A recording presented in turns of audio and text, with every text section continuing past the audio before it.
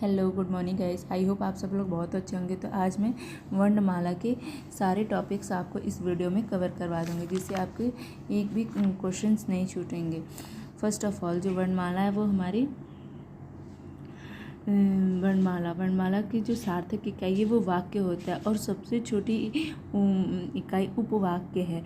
इसे पदबंध भी कहते हैं। सबसे छोटी इकाई जो है अक्षर है, अक्षर ध्वनि या वर्ण कहते हैं, ठीक है।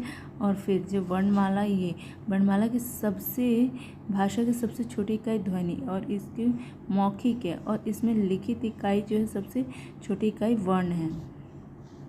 और वर्णमाला का जो परिभाषा है वो है वर्णों के व्यवस्थित समूह को वर्णमाला कहते हैं। वर्णमाला जो है कि वो मूलतः 45 वर्ण होते हैं, 10 स्वर होते हैं, 35 व्यंजन होते हैं। लेखन के आधार पर ये 52 होते हैं, जिसमें कि 13 स्वर होते हैं, 35 व्यंजन, 4 संयुक्त होते हैं। और अनुस्वार जो है उसे हम अ और अंगस कहते हैं, अनुस्वार कहते हैं, ठीक है। और स्वर जो होते हैं हमारे, अभी जैसा मैंने बताया 13, लेकिन ये होते ही क्या रहे हैं, जैसे अ आ इ उ री ए ओ आ। कुल जो है 10 होते हैं प्लस 13। इसमें जो अनुस्वार है उसको भी ऐड करके इनसे और री को ऐड करके ये 13 हो जाते हैं, ठीक है। और फिर से व्यंजन को हम स्पर्शी व्यंजन कहते हैं, जो कि क वर्ग में है। क ख ग घ ङ, फिर च छ ज झ ञ ट ठ ड ढ, ये सब हैं। जिसमें से कि द्विगुण व्यंजन जैसे ड और ढ जो है वो हमारा द्विगुण व्यंजन है। इसे हम ताड़नजात व्यंजन या उच्छिप्त व्यंजन के भी कहते हैं। इससे भी पूछ सकते हैं कि ताड़नजात व्यंजन क्या है, उच्छिप्त व्यंजन क्या है, तो हम ड और ढ लगाएंगे। और अंतस्थ व्यंजन, इसमें य र ल व है। अंतस्थ व्यंजन जो है वो हमारे य र ल व हैं। ऊष्म व्यंजन श श ह है। संयुक्त व्यंजन छ त्र ज्ञ श है, जिसमें से कि छ क प्लस श से बना है, त्र ये त प्लस र से, ज्ञ जो है ज और यहाँ से बना है, श जो है श और र।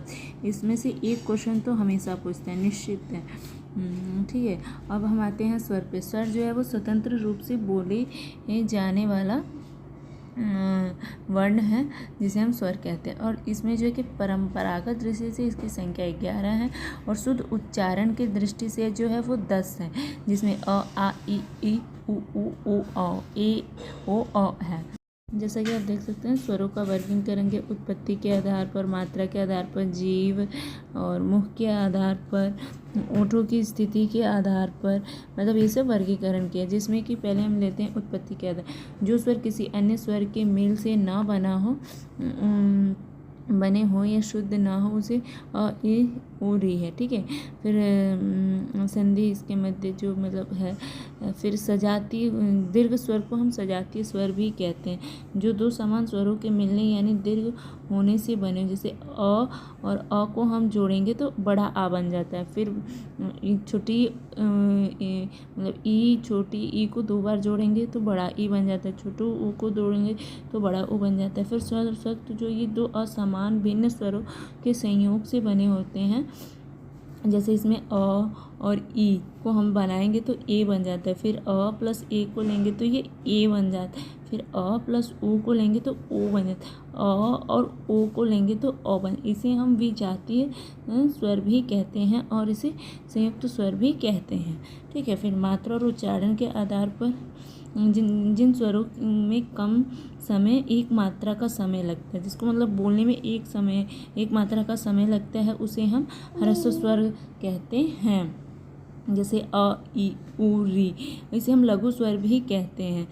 तो इसमें एक मात्रा का समय लगता है। और दीर्घ स्वर में 2 गुना समय लगता है, तो जिसमें 2 गुना समय लगे उसे दीर्घ स्वर कहते हैं, और इसे गुरु भी कहते हैं, गुरु स्वर भी कहते हैं। और फिर प्लुत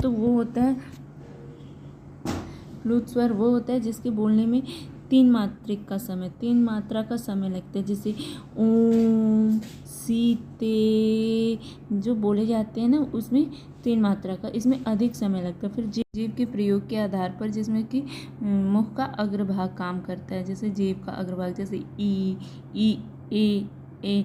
जब भी हम बोलते हैं तो ये हमारे जीभ आगे दांत से लगता है। और मध्य स्वर होते हैं जो भी हम बोलते हैं तो हमारे जीभ का बीच का भाग लगता है। और पश्च स्वर जो है जीभ के पीछे का भाग लगता है। आप बोल के देखें ओ ऐसे जीभ के पीछे। और मुख्य द्वार में जो भी खोलता है विवृत स्वर जो भी है पूरा मुंह खोलता है। अर्ध स्वर में आधा खोलता है, जैसे ए ओ फिर और फिर संवृत्त में जिन स्वरों के उच्चारण में मुख द्वार लगभग बंद ही रहते हैं, जब भी आप ई ऊ बोलेंगे तो थोड़ा खुलता है। और फिर अब हम सबसे मेन पॉइंट पे हम आ जाते हैं, जैसे कि मेन पॉइंट, इससे तो बहुत सारे क्वेश्चंस बनते हैं, ये हमें फंसाता है। बट इसको याद करने की सबसे ईजी ट्रिक जो आप कभी नहीं भूलेंगे, जैसे कि कंठ। पहले हम क से शुरू, कंठ क ख ग घ अंग। अंग नहीं आता है इसमें, क ख ग घ। और ह है अ है आ है। तो क आप बोल के देखिए, जैसे क बोलेंगे ना तो कंठ से आवाज़ आती है, तो आपको याद रखना है। फिर ये खुद एक ट्रिक है, मतलब याद हो जाएगी। क पीछे से, फिर कंठ प्लस तालु, तो ई बोलेंगे ई तो ये कंठ और तालु छूता है। फिर ये च छ ज झ या ई बोलेंगे तो मतलब आप एक ये ट्रिक है, हो जाएगा इससे। फिर मैंने ऐसे ही याद किया, मुर्दा ट ठ ड ढ ढ़ ये सब ऐसे ही याद किया। या फिर एक ट्रिक है, जैसे अकुह विसर्जन्याम कंठ इचुषण्याम तालु ऋतु रसानम मुर्दा ए दंतो कंठ तालु ओ दंतो कंठोष्ठ, मतलब ओ दंतो कंठोष्ठ में। तो इसे आप लोग ऐसे याद कर सकते हैं। फिर ओठों की स्थिति के आधार पर अवृत्तमुखी जिन स्वरों का उच्चारण मतलब ओठ से होता है, तो ओठ अगर आप जैसे ई ए बोलेंगे तो ये गोलाकार नहीं होते हैं, ये जो है ऐसे खोलते हैं, पूरा खोलते हैं, ज़्यादा भी नहीं खोलते हैं, जैसे इसके छेप। फिर विवृत्त मुखी जिन स्वरों का उच्चारण होठ विवृत्त मतलब गोलाकार होते हैं, ऊ ओ ऐसे 4 होते हैं। फिर हवा और नाक से जो निकलते हैं जिन स्वरों का उच्चारण केवल हवा केवल मुख से निकलती है, जैसे आ ई। फिर अनुनासिक और स्वर जो होते हैं जिन स्वरों का उच्चारण में हवा मुख के साथ साथ नाक से भी निकलती है, आप बोल के देख लीजिए। फिर गुशत्व के आधार पर प्राणत्व के आधार पर, ये मतलब ये इतने इम्पोर्टेंट नहीं है। फिर हम आ जाते हैं व्यंजन, जो स्पर्शी व्यंजन है जिन स्वरों व्यंजनों का उच्चारण करते समय हवा फेफड़े से निकलते हुए मुख के स्थान से लेकर कंठ मुर्दा तालु होठ स्पर्श करते हैं, उसे इसमें स्पर्श व्यंजन जो है कि हमारे वो 25 होते हैं। आप देख सकेंगे हमारे स्पर्शी व्यंजन है, स्पर्श व्यंजन है जो कि 25 होते हैं। अब इसमें हमें देखना है कि किसका उच्चारण स्थान मैंने बता दिया कि कौन सा है। फिर इसमें घोष सघोष, फिर ये सब अल्प प्राण महाप्राण देखना है, तो सबसे इम्पोर्टेंट है, ठीक है, जिसमें कि क ख ग घ अंग, ये हमारी 5, तो टोटल 25 हो गए। तो फिर क ख ग घ अंग, जो में क है ये हमारा अघोष है, ख भी हमारा अघोष है। तो हमें ये याद रखना है कि पहला वर्ण और दूसरा वर्ण ये हमारे अघोष हैं, ठीक है, ये जो हमारे हैं ये पूरे अघोष हैं। फिर सघोष है, सघोष हमारा जैसे कि अ पहले आता है तो ये हमें याद रखना है कि अ पहले आ रहा है तो जो क और ख भी पहला दूसरा है, तो इससे हमारा ये याद हो जाएगा, ये एक ट्रिक है।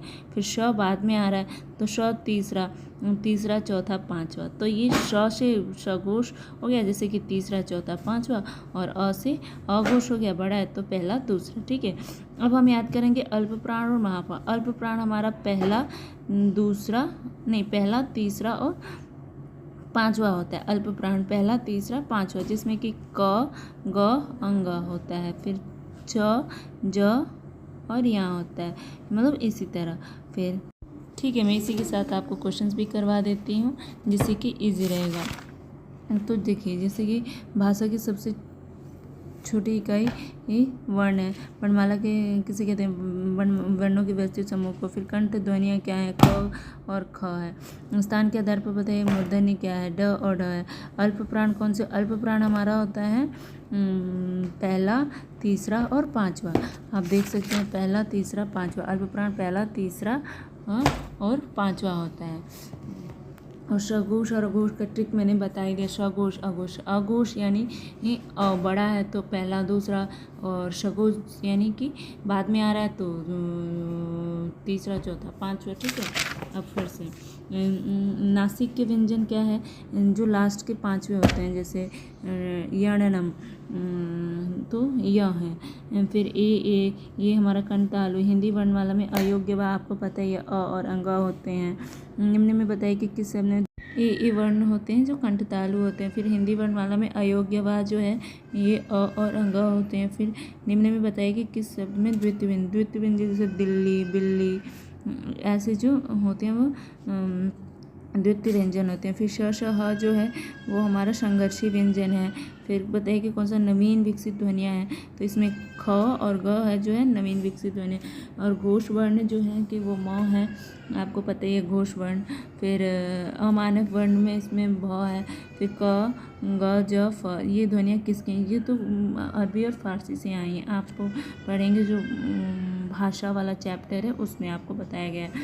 हिंदी में मूलतः 52 व्यंजन है, ये हम सबको पता है। छ जो है वो संयुक्त व्यंजन है। शब्द को छ जो है क्रम में क और श जो बनता है वो उससे बना है। फिर ज्ञा व्यंजन किन वर्णों से? ज और यहाँ से बना। अघोष व्यंजन कौन सा है? तो इसमें अघोष व्यंजन श है। फिर ग का उच्चारण निशान आपको पता है, ये क, ख, ग, घ, तो ये कंठ से होता है। फिर इनमें संयुक्त व्यंजन ज्ञा है। फिर निम्न में से कौन सा उच्चारण की दृष्टि से दंत है? ट, ट, ये हमारा उच्चारण की दृष्टि से। ठीक है गाइस, मैंने आपको क्वेश्चंस भी करवा दिया। अगर आपको कोई भी डाउट हो तो आप मुझे बता सकते हैं और कमेंट कर सकते हैं।